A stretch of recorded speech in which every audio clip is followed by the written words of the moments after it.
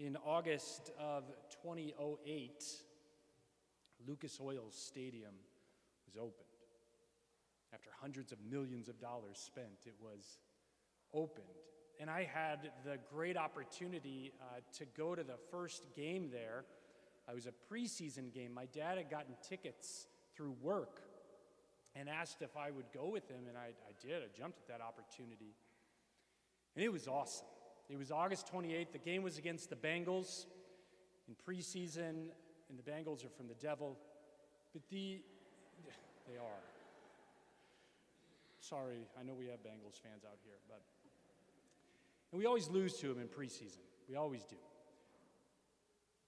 But normally, like in preseason games, like stadiums aren't sold out. Like nobody cares really. It's just kind of seeing all the people we drafted, if they're going to make the team that year.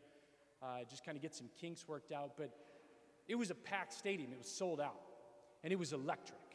It was absolutely electric from start to finish. Even though we lost, it was electric the whole time. And one of my favorite moments of that game was when they were introducing the offensive starting lineup for the Colts before the game began. In the place erupts for those years of the Indianapolis Colts, their offense. But when Peyton Manning came out on the field, I mean, people lost their minds. They were just screaming at the top of their lungs because it was on his back. It was just 2 seasons prior. He led the Colts in the defeat of the Bears in the Super Bowl. So people just lost their minds. It was wonderful, just jumping up and down, hooting and hollering, screaming. Everyone lost their voice when Peyton took the field in August of 2008.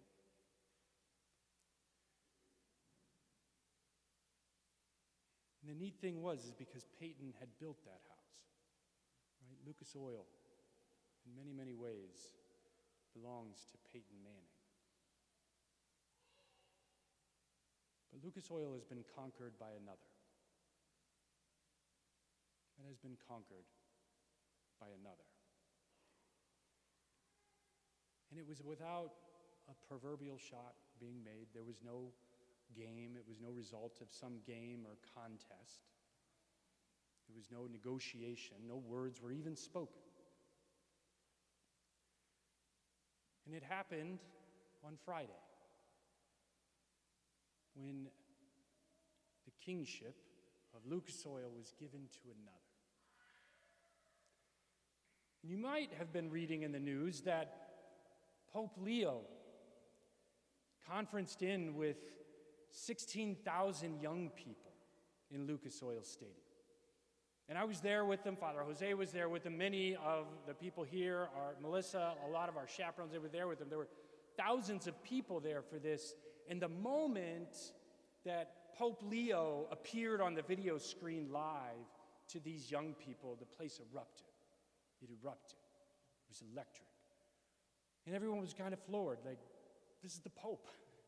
And he's making time for these young people at a conference in middle of nowhere America, Indianapolis, Indiana. But that wasn't the moment. That wasn't the moment. It happened later on Friday. After the sun had set, dark, late into the night. The King of the universe processed into Lucas Oil Stadium.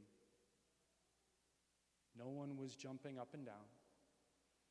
No one was screaming at the top of their lungs.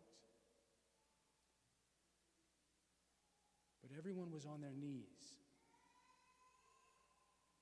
Everyone was on their knees in silence, in awe, in adoration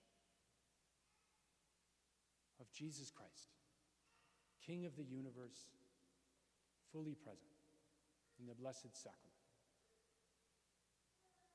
There's a new king of Lucas Oil. He is the king that has brought us here today. He's the king of our lives, the king of our homes, the king of our parishes, the king of our communities, the king of the universe. And he conquers not through any acts of might or power. How he conquers is what was on display in the gospel today. And we come into that scene of Good Friday. Jesus on his cross, stripped naked, completely vulnerable, body broken. And the rulers start sneering at him and say, if you really are who you claim to be, save yourself. But he doesn't. And then the soldiers start in. If you really are Christ, the Son of God, save yourself. If you really are the King of the Jews, save yourself. But he doesn't.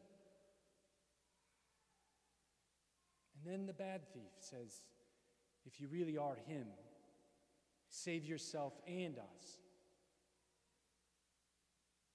But he doesn't save himself. But at least the bad thief was beginning to get at what he wanted to do, which is save us. And he has been. And he continues to. Through his broken body,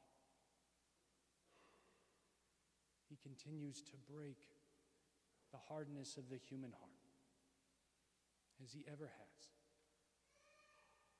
And today, we say again with the good thief,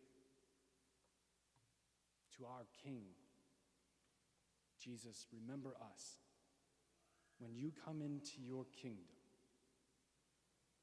And we hear once again,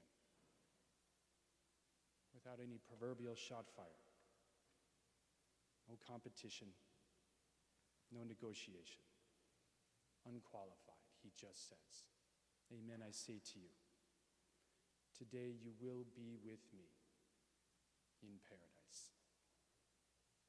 This is our King, Jesus Christ, King of the universe.